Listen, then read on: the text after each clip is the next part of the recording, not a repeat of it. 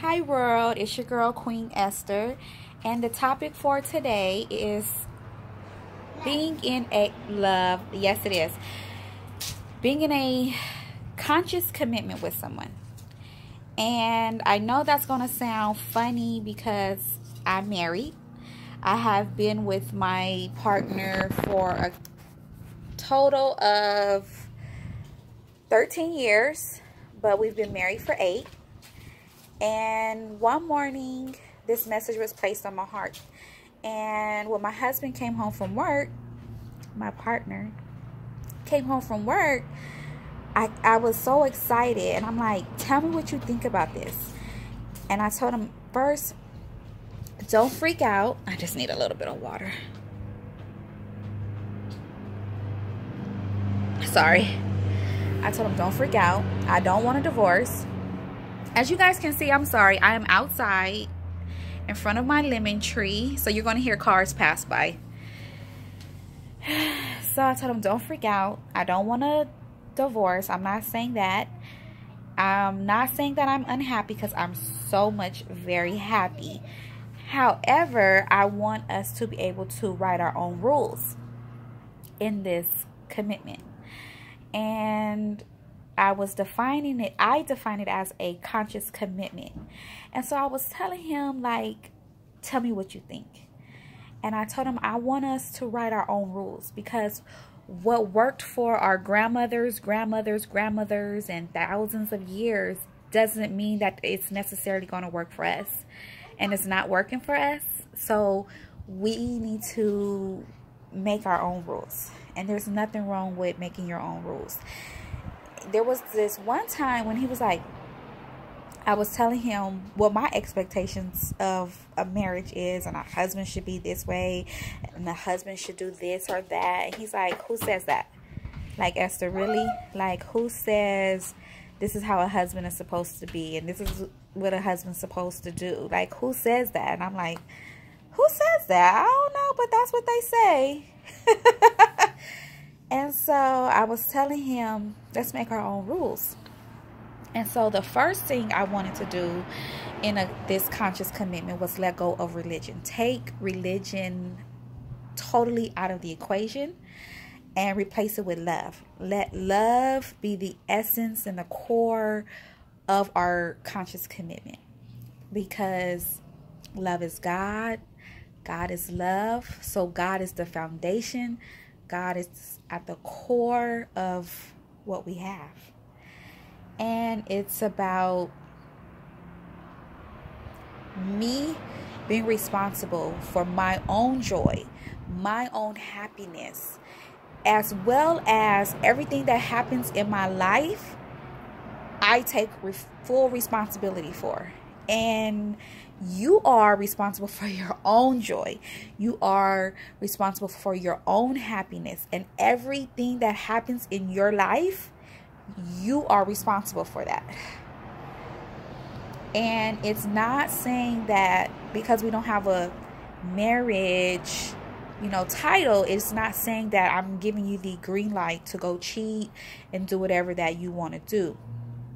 But what I am saying is that I am fully committed, mentally, physically, sexually, emotionally, on every level. I am committed to you. The timeless, formless essence of my being is committed to the timeless, formless essence of your being. And I will cultivate your purpose. That's what I'm here to do. I will cultivate your purpose so that you can make a contribution in the world, or contributions, as I say, because that's what we're doing. We're making contributions. And your timeless, formless essence of who your being is committed to cultivating my purpose so that I too can make my contributions here in this world. And that's what it is. And I felt so free, like my soul felt so free, because one victim doesn't even, it doesn't even exist in a conscious commitment, you know. It's just two souls who's having this human experience on earth, cultivating each other's purpose. You know, that's what I do. I'm a cultivator. I'm woman, female energy. You know, look at me cultivating life. I can bring life into any situation, right? That's what I do. And that's what I chose to do, committed to you on this journey. You know, because what I learned is there's a difference between a dysfunctionship. You know, people call them relationships, but you're really not in relationship with someone because you guys can't relate to each other. You know, it's where the brokenness in a person is attracted to the brokenness in another person. And so you're not open to the healing process. You both say no to the healing process. And so you create all this dysfunction and all this chaos, and you become addicted to the dysfunction and the chaos. And a lot of people are in dysfunctionships 5 years, 10 years, 20 years, you know. Our parents, some of us, you see your parent is in a dysfunctionship. Your grandmother is in a dysfunctionship. I mean, let's just be real and honest. Because these dysfunctionships is passed down from generation after generation after generation. It just become the norm. You know, your dysfunctionship recognizes my dysfunctionship, but I'm not going to call you out on yours because you're in one yourself. But we just keep this continual pattern, right? And I chose to stop the dysfunctionship. I chose to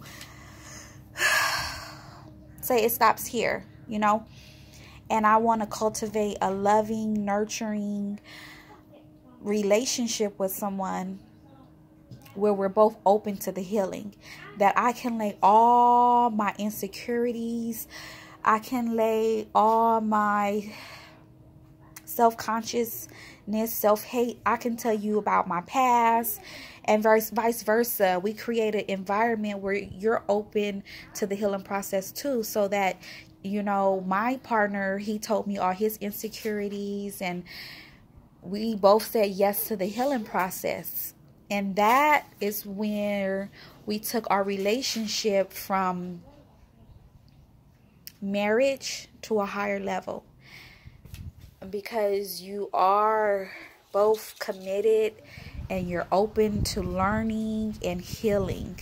And in a dysfunctionship, you both stay the same. If not, once you enter into this dysfunctionship, you even become less.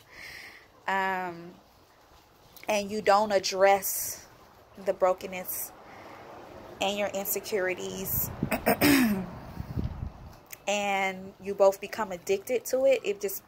It's like, I'll use an example from this dysfunctionship that I was in. You know, it was easy for me to say, what hoe is you being with, right?